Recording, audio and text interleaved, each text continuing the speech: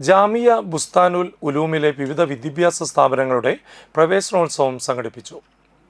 Kaipamangalam panchayat president Beena Surendran ഉദ്ഘാടനം ചെയ്തു. Bustan president P K. Muhammad അധ്യക്ഷത വഹിച്ചു. ജാമിയ ബുസ്താനുൽ ഉലൂം ഡയറക്ടർ അഹമ്മദ് അനസ് മൗലവി മുഖ്യപ്രഭാഷണം നടത്തി.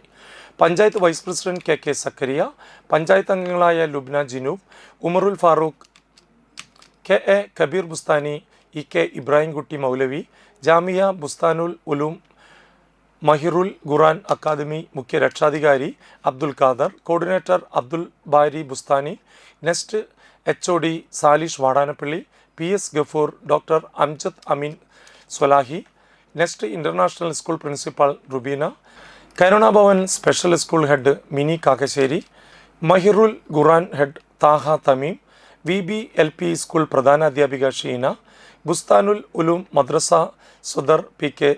ശംസുദ്ദീൻ എന്നിവർ സംസാരിച്ചു. പരിപാടിയുടെ ഭാഗമായി ബുസ്താൻ ക്യാമ്പസിലെ കരുണാഭവൻ സ്പെഷ്യൽ സ്കൂൾ വിദ്യാർത്ഥികളും രക്ഷിതാക്കളും സ്റ്റാഫുകളും ചേർന്ന് ഫുഡ് ഫെസ്റ്റ് സംഘടിപ്പിച്ചു. വിദ്യാർത്ഥികളുടെ വിവിധ പരിപാടികളും നടന്നു.